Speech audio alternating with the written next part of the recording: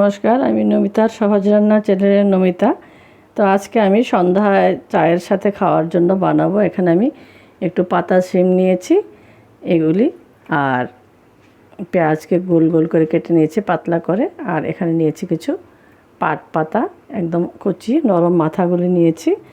আর এখানে আমি করে রেখেছি সুজি, ময়দা, বেসন সমান পরিমাণে নিয়ে তার মধ্যে আমি নুন, হলদি পাউডার আর একটু লাল লঙ্কা পাউডার দিয়ে জল দিয়ে একটু গাঢ় টাইপের একটু ব্যাটার করে রেখেছি। এখন আমি এগুলিকে ভেজে নেব চায়ের সাথে খাওয়ার জন্য। আমি চুলায় একটা ফ্রাইং প্যান দিয়েছি, আর এর মধ্যে দিয়ে দেবো আমি রাইস ব্র্যান্ড অয়েল। তো একটু বেশি করে দিচ্ছি, যদিও এত তেল দেই না আমি, আজকে পকোড়া বানানোর জন্য একটু তেল লাগবে। তেলটা গরম হয়ে গেছে, তো এখন আমি একে একে শিমগুলি দিয়ে দিচ্ছি পকোড়ার জন্যে। আর আমার ঘরে কিছু বাইরের লোক আছে, ত্রিপুরার বাইরের, তো এটা আমার ভাইয়ের শ্বশুর বাড়ির লোক, ওনারা এরকম খাননি, তাই আমি এটা চায়ের সাথে দিচ্ছি।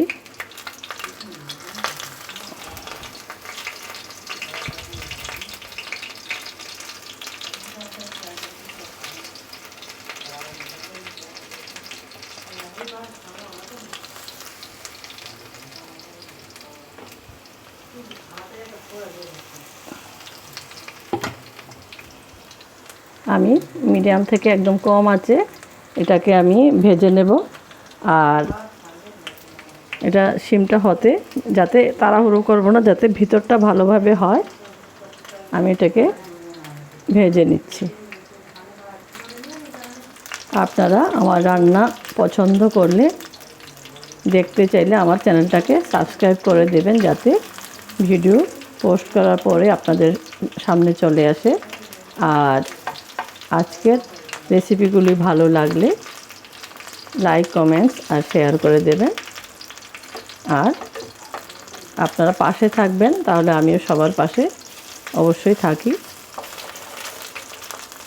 আমি এগুলিকে এপিট উপিট করে ভালোভাবে ভেজে নিচ্ছি। বড়াগুলি ফুলে উঠছে। আমি একদম ডিপ ফ্রাই করবো না, এমনিতেই তেল লাগছে। আমার রান্নার তো সবসময় তেল কম লাগে, তো এটা এর চাইতে কম তেলে হচ্ছে না, ভালো লাগবে না, হবেও না পকোড়া। এটা ফুলে ফুলে উঠছে, শেষে খেতে খুব ভালো লাগবে। আমি আর একটু মুচমুচে করে ভেজে নিচ্ছি। আমার শিমের পকোড়াগুলি লাল লাল করে একদম ভাজা হয়ে গেছে। এখন আমি এগুলিকে তুলে নিচ্ছি একটা পাত্রে, একটা শুকনো পাত্রে তুলছি, কারণ না হয় এগুলি নেতিয়ে যাবে।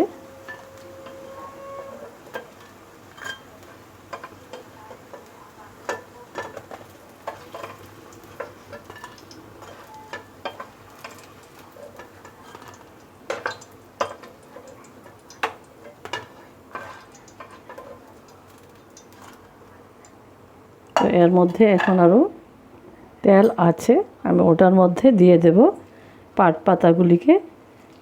দু তিনটে মাথা একসাথে করে, পাট গাছের ছোট ছোট চারা গাছ ছিল, তো এগুলির মধ্যে আমি দু তিনটে মাথা একসাথে করে এভাবে দিয়ে দেব।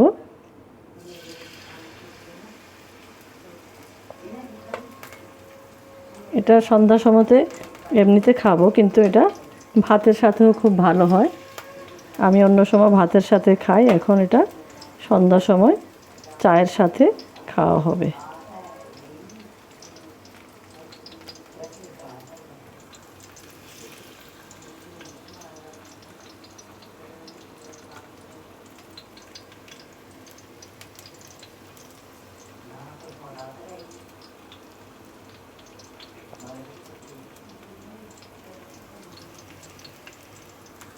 এগুলিও ভাজতে বেশি একটা টাইম লাগবে না, আমি এগুলিকে মুচমুচো করে ভেজে নিচ্ছি।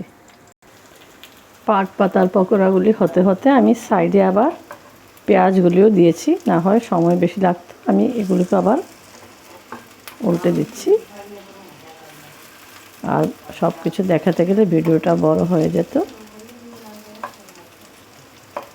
আমি এগুলিকে উল্টে পাল্টে সবগুলিকে ভেজে নেব লাল লাল করে। আমার সব পকোড়া ভাজা হয়ে গেছে, এখন আমি এগুলিকে তুলে নেব। হয়ে গেছে আমার সমস্ত পকোড়া রেডি। আর সাথে আছে দুধ চা। দুটোই বেশি স্বাস্থ্যের জন্য বেশি একটা ভালো না, কিন্তু মাঝে মধ্যে একটু অনিয়ম করতে হয়। সবাই মাঝে মধ্যে একটু এরকমভাবে খেয়ে দেখবেন, খুব ভালো লাগবে।